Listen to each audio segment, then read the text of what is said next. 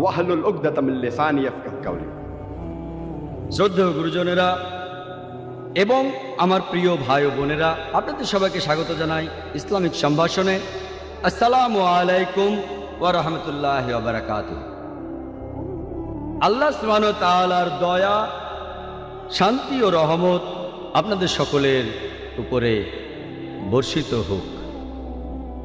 এই লেকচার এখানে আজকের টপিকটা হচ্ছে মুহাম্মদ সাল্লাল্লাহু আলাইহি সাল্লাম, পৃথিবীর বিভিন্ন ধর্মগ্রন্থে তার বর্ণনা।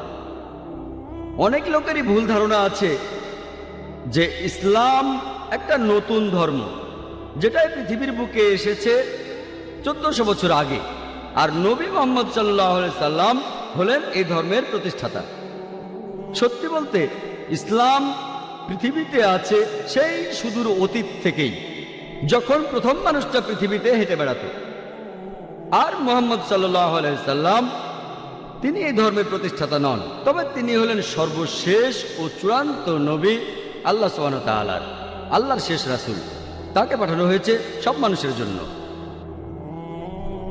আমাদের পবিত্র কোরআন বলছে, সূরা ফাতিরের 24 নম্বর আয়াতে উল্লেখ করা হয়েছে, ওয়া ইম মিন উম্মাতিন ইল্লা খালা ফিহা নাযির।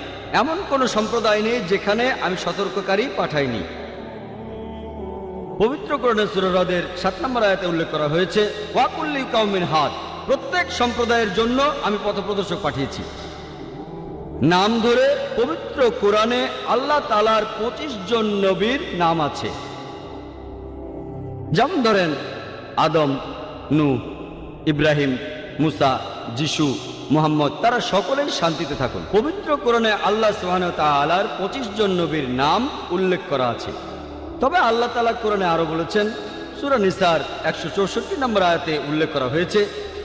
এছাড়াও সূরা গাফিরের 78 নম্বর আয়াতে উল্লেখ করা হয়েছে, আমি আগে তোমাকে বলেছি কিছু নবীদের কথা, কিছু রাসূলদের কথা, বাকিদের কথা বলিনি। তার মানে পবিত্র কোরআনে সব নবী রাসূলের নাম উল্লেখ করা নেই। আর আমাদের নবীজি মুহাম্মদ সাল্লাল্লাহু আলাইহি সাল্লাম বলেছেন, এটা একটা সহিহ হাদিস, এটার উল্লেখ আছে মিশকাত আল মাসাবিতে 3 নম্বর খণ্ডের হাদিস নম্বর 5737। আমাদের নবীজি মুহাম্মদ সাল্লাল্লাহু আলাইহি সাল্লাম বলেছেন যে আল্লাহ সুবহানাহু ওয়া তাআলা এই পৃথিবীতে প্রায় 1,24,000 পয়গম্বর পাঠিয়েছেন। তবে নাম ধরে পবিত্র কোরআনে 25 জনের কথা বলা হয়েছে। কিন্তু এই সব রাসূল যারা এসেছেন সর্বশেষ নবী মুহাম্মদ সাল্লাল্লাহু আলাইহি সাল্লামের আগে, তারা এসেছিলেন শুধু তাদের সম্প্রদায়ের জন্য। আর তারা যে কথাগুলো প্রচার করেছেন সেই কথাগুলো মেনে চলা দরকার ছিল একটা নির্দিষ্ট সময়ের জন্য। যেসব নবী রাসূল মুহাম্মদ সাল্লাল্লাহু আলাইহি সাল্লামের আগে এসেছিলেন, তারা এসেছিলেন শুধুমাত্র তাদের সম্প্রদায়ের জন্য।